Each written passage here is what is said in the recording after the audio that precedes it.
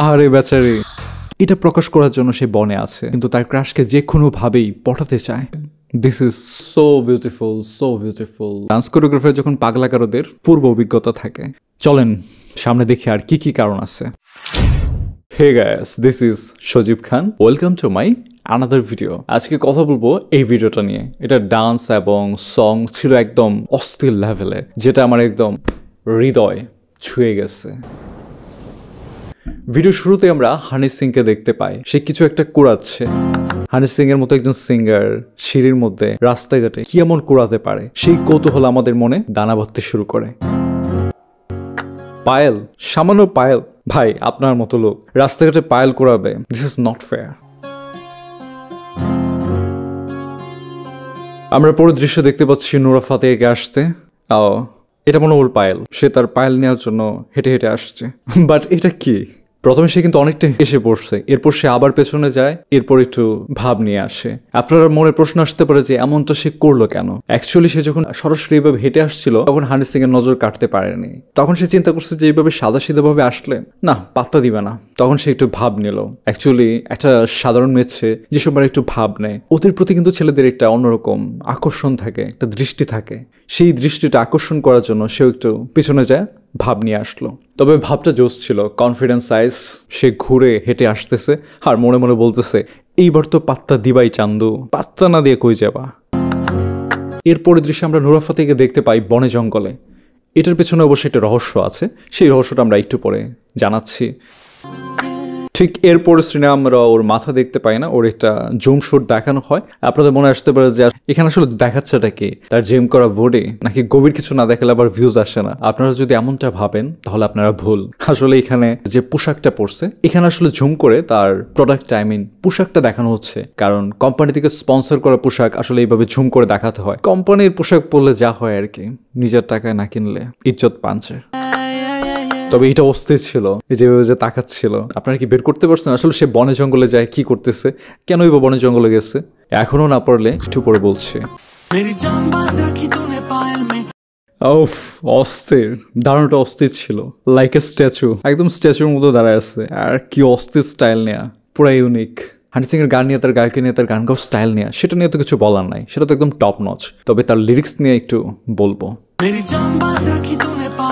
এটার অর্থ হচ্ছে তুই আমার জানটা তোর পায়েলের মধ্যে বেঁধে রাখছিস, আর এটা আমি ফিল করতে পারতেছি। আর সেটা কিভাবে ফিল করতে পারছি সেটা পরের লাইনে বলছে।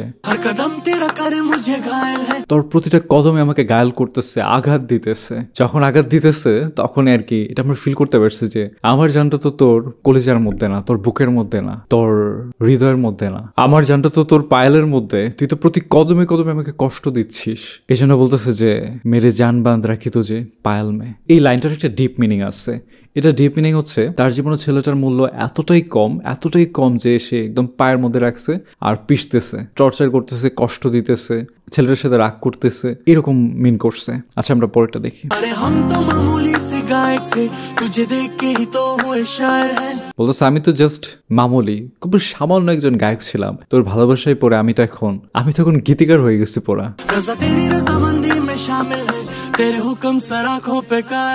এখানে মোট কথা আর কি মেয়েকে বোঝাচ্ছে যে তুই আমার জন্য কি কতটা স্পেশাল তুই নিজেও জানিস না, বাট তুই আমাকে এতটা কষ্ট দিচ্ছিস যেটা আমি ডিজার্ভ করি না।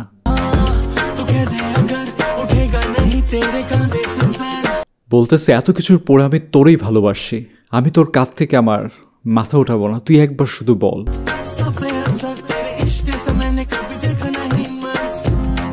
এইটা জোস ছিল, এইটা জোস ছিল, এটা অস্থির ছিল। এটা কেমন টাইপের পোজ ভাই। আর ডান্স কোরিওগ্রাফার সাথে একদম অস্থির লেভেলে কাজ করছে, সেগুলো তার ডান্সের স্টেপ দেখলেই বোঝা যায়। এটা একটু লক্ষ্য করেন।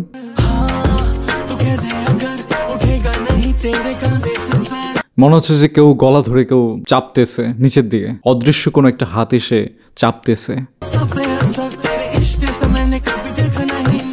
এখন বলতেছে যে তোর ভালোবাসাটা সবার জন্য সমান, তুই আমাকে ভালোবাসিস বলিস, আবার এমন ভাবে তুই অন্যদের সাথে কথা বলিস যেন তুই ওদেরকেও ভালোবাসিস।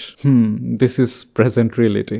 আপনার গার্লফ্রেন্ড আপনার সাথে কথা বলতেছে, আবার আরো 8-10 জনের সাথে কথা বলতেছে, দেখা যাবে যে সেম ভাবেই কথা বলতেছে। দেখা যায় যে ওই ছেলেগুলো তাকে পছন্দ করে, এটা জানার পর সে কথা বলতেছে, টাইম পাস করতেছে।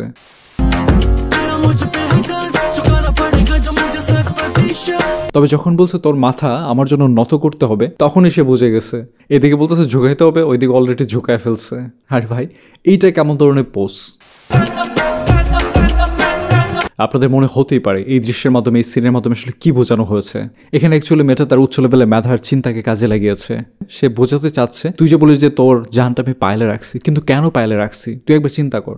তোর জানটা এতটাই ছটফট করে যে ওটা আমি বুকের মধ্যে রাখছিলাম, তখন আমার বুকেই ছটফট শুরু করে দেয়। সেটা সে অ্যাক্ট করে দেখাচ্ছে। This is so beautiful. অথচ আপনারা কিন্তু তাকে ভুল বুঝছিলেন যে কেন বাচ্চাদের খাবার ঝাঁকাঝাঁকি করতেছে। অ্যাকচুয়ালি প্রতিটা ডান্স কোরিওগ্রাফি, ডান্সের অঙ্গভঙ্গি সবকিছু না একজন ডান্স কোরিওগ্রাফার থিঙ্কিং থেকে বের হয়, আর সবকিছুর পেছনে একটা না একটা কারণ থাকেই। চলেন সামনে দেখি আর কি কি কারণ আছে। This is so beautiful, so beautiful. একবার জাস্ট একটু চিন্তা করেন কি লেভেলে মেয়াদ উত্তীর্ণ গাঁজা খেলে এমন টাইপের ডান্স কোরিওগ্রাফি কারো মাথায় থেকে আসতে পারে। সেই মুহূর্ত যখন সে ডান্স পারে না, কিন্তু তার ক্রাশকে যে কোনোভাবেই পটাতে চায়, আর এভাবে মাথা নত করে সে বোঝাচ্ছে যে আমি তোমার কাছে সবসময় এইভাবে মাথা নত করে থাকবো। কিন্তু প্রেমটা জাস্ট একবার করার পরে তার মাথা যদি হাফ নত হয়, আপনাদের একদম শোয়ায় ফেলবে।